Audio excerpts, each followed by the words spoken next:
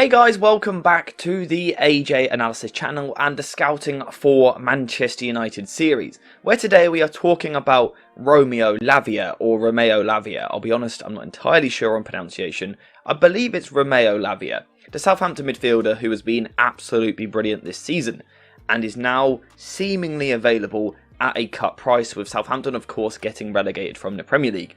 When a club gets relegated, ultimately they lose their best talents, and Lavia is certainly that. One of their best talents, and at 19 years old I am sure that the Belgian midfielder will be attracting the attention of almost every single team in the Premier League, because he is that good. So today we're going to look at, what he would bring to the Manchester United team, where he could play if he was to sign for the club, and a few different things like that. And we are going to do this in a slightly different style to normal. And the reason for that is because Lavia's numbers aren't that good. In terms of, if we look at things like his FBref report, he doesn't rank very well in any of those metrics. But this is where context behind stats is important. And the reason that so many of his numbers are quite low, for example his passes attempted, things like that, is because he has played in a side which has got relegated. A side which has really struggled all season and not played very well. So in terms of number-wise, it's quite hard for him to perform. So today what we're going to do a little bit more is use a bit more of the eye test. We are going to use a bit more footage from certain games and look at what he would bring to this team. And we'll start off with the position, because Lavia is perhaps a slightly different profile of midfielder to what we have been looking at in recent months when associating them with Manchester United. We keep saying United need this player to play in this left-sided central midfield position, someone that can drop deep, link the play and things like that. So we're going to look at why Lavia could perhaps do that, but why also, probably in the long term, he is actually a Casemiro replacement. So in terms of if he was to join the club, the first thing that I want to say is perhaps in the first season he could be a backup to Casemiro, which also plays alongside Casemiro in certain games, potentially against maybe the top 6 for his extra defensive security. Perhaps something like that. Could he maybe be a starter in a 4-3-3 like this?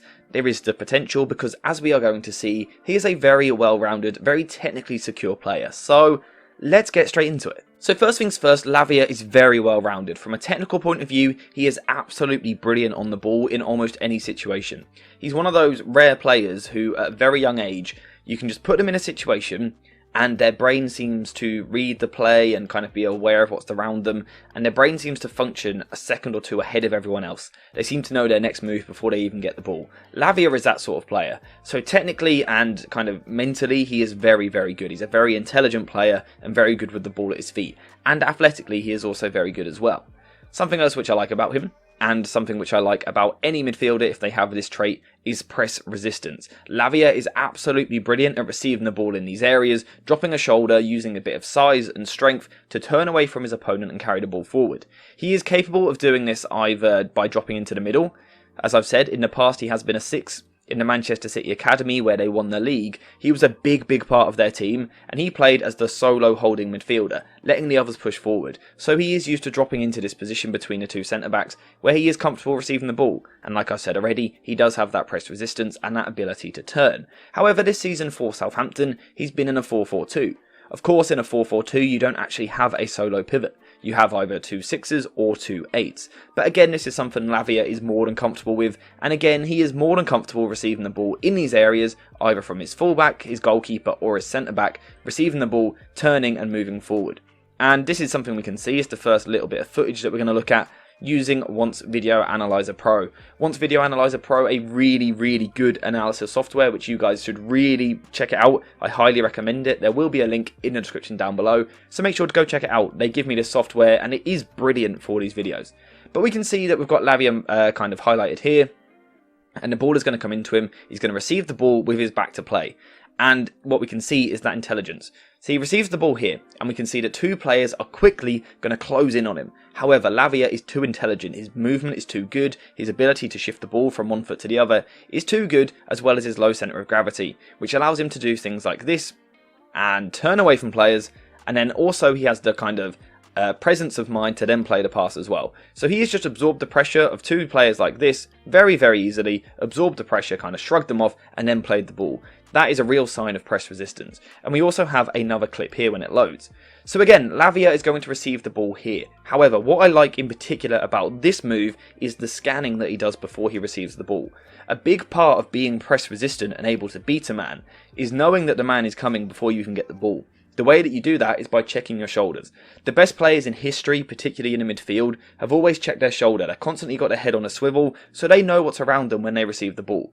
And this is a very important, subtle, little thing that Lavia does here. He just has that check over his shoulder to his left, which means that he sees this Chelsea player coming in to press him. He already knows that he's there because he's done that bit of scanning work before, which then means that he can get the ball and turn out and move away. Again, I like how he uses his size and strength to hold him off, and then also he has the confidence to stride forward with the ball. So again, it's really very good from Lavia, and that press resistance is certainly something which United could use in their midfield. Before we continue with the analysis, I want to talk to you guys about JerseyFIFA.com, the home of all of the greatest football kits. Whether that's the latest home shirts, the latest away shirts, tracksuits, or even retro kits, Jersey FIFA has a bit of everything. There really is something for everyone, so if you are interested, then make sure to use the link in the description down below and head to JerseyFIFA.com. Now, of course, having dealt with that pressure on the ball, the question from here is, what's his passing like? In the midfield, players are expected to be good with their passing. We've seen already that he can kind of beat his man, but does he then have the presence of mind to pick a pass? Well, we saw in those two clips elements of that yes, he doesn't have the ability to get his head up, and his pass completion rates are actually very, very good for short, medium, and long range passing. He's a very, very good passer of the ball, and we will come on to that shortly. But particularly his short passing, he doesn't tend to be too adventurous in these areas. He is often quite safe, but he completes most of his passes in these areas. He is capable of going forward through the lines, which again we will check out shortly, but also he is more than comfortable keeping things a bit slower, a bit safer, to kind of set a tempo for his side. He is one of those players which is happy to slow things down, put his foot on the ball, and just buy a bit of time for himself, and that is something again which United definitely need in their midfield. Now, perhaps the one thing you could question at this moment in time is whether or not he is a high volume midfielder. I think Manchester United are in need of a player which gets 80 touches a game, really dominates the game, dictates the play, dictates the tempo of the game. Is Lavia that at this moment in time? It's a little bit difficult to tell. Of course, he has played in a Southampton side which has been really, really poor all season, so they haven't exactly dominated possession. However, for Manchester City in the youth academy, playing as the sixth which won the league, he was much more involved in play. So hopefully this is something which he will bring back into his game when he is put into a better environment. I think it's something which he does have in his locker, because again, it is something which we have seen elements of already this season. We can see this here, so Lavia is going to get the ball here, and the first thing he's going to do is show that press resistance that we were talking about earlier. He does well, he drives forward through the pitch. However, what I like is that he then has the presence of mind to find the pass. We saw it in those two clips earlier, kind of alluding to it. We can see it really clearly here. This pass is very, very good, and it's actually progressive as well. This is going to take 4 Manchester United players out of the game with just one pass through the lines. It's really very, very good, and these are the sorts of short, combining little passes that he's very, very good at. He's very happy to play kind of this quick 1-2 touch football in the middle of the pitch. We can see it again here. Here he's almost in a double pivot alongside his midfield partner, and what he's going to do is take out the whole Newcastle midfield with just one pass through the lines. Now, this is not an easy pass, because this is a very crowded area which he's going through. However, he has that passing ability, that ability to move the ball forward through the lines, and again, on this occasion, he has taken 5 players literally out of the game single-handedly. And again, it's a really, really important skill for him to have. So if he was to come into this Manchester United team, he would definitely bring real good passing accuracy. Now, something which we saw in those clips there is not only are his passes accurate, they are also quite adventurous at times as well. He does have the ability to move the ball forward through the lines, and this is where I think he really excels. Particularly kind of in the long term in his career, if he was to drop into more of a 6 role, his ability to kind of dictate the play but also move the ball through the lines from deeper could be something which is a really valuable weapon for him in his career. But say he was to join Manchester United this summer and maybe play alongside Casemiro, that ability to progress the ball with his passing could be pretty useful. It is something which United need more of. The likes of Fred and McTominay aren't too great at it. Eriksen has done it well this season, but having another player which can move the ball forward through the lines would be very useful. And yet again, we can go to these clips here using Once Video Analyzer Pro and check out some really good progressive passes. And these passes are These are top level passes which we're going to see here. This first one here completely splits the Spurs defence. The way in which he weights his pass, but also the angle of which he plays it, is literally perfect, and it leads to the goal. And then this one here, this one might be my favourite, because it's the way that he takes his time on the ball. Once again, we've got him marked in the middle of the pitch here. He's just above me here. He is just there, just above me. And if we let it play out, hang on 1 second. If we let it play out, what we're going to see is that he gets his ball in the middle of the park, receives it well, and then looks for runners ahead of him. And you've got to give credit for the player off the ball here. The run which he makes is absolutely fantastic. But what I like is that Lavia has the vision, but also the intelligence to time the pass perfectly. And then he plays this pass on his weak foot. This is sort of a reverse kind of blindside pass on his weak foot, and it literally splits the defence in half. It is such a good pass. He gets a bit unlucky, doesn't get the assist, but again we can see that progressive passing ability. This is something which Lavia would bring in an absolute abundance. When he settled on the ball and got a bit of time, his passing is phenomenal. Just to kind of cap off on his passing before we continue with the rest of the video, the other thing he has is long passing. Again, something he has in abundance. His long passing completion rates are very, very good. Very good at switching the play either from left to right or right to left. And also what I like is he's got this bit of a trademark pass kind of, which he's developed this season. He'll get the ball in this sort of left-sided midfield spot here, and he loves playing this sort of clipped, faded pass in behind the opposition left-back for a right winger to run onto. And again, we'll look at that in a second. It's a really nice little thing which he's developed though, and it adds a bit of creativity to his game. This first one here though, just a nice simple long pass. We can see him, we've got him marked. It's a really good switch of play. Now, unfortunately, he's let down by his teammates' control, but we can see how useful that passing weapon could be. And then this is that other one. This one doesn't quite come off, but we can see the exact area which he is trying to hit, and just watch the fade which he puts on the ball. I really like the way that he fades the pass out. Now this one doesn't quite come off, but again you can see the idea behind what he is trying. So again, to cap off on Lavia's passing, very, very good for a 19-year-old. Probably the best passing holding midfielder, which is a teenager currently in the game. Now everything we've looked at so far kind of points to Lavia being a really good number 6, someone who can be press resistant, receive the ball from deep, play short simple passes, but also switch to play with longer passes as well. However, as we've said already, if he was to join United, he probably would come into the team as a bit more of an 8 initially. There would be games where he would play back up to Casemiro as the 6, but I think there would also be an expectation for him to play this role here. So the question again, can he do it? Does he have the skill set? Yes, he really does. Perhaps not in the final third in terms of creativity. I don't think that's his sort of game, although tactically we'll come on to it shortly. However, what he does bring, from a technical point of view, is the ability to progress the ball. And again, it's confidence in his own ability, but also brilliant footwork, brilliant reading of the play, brilliant understanding, and then just great technical skill.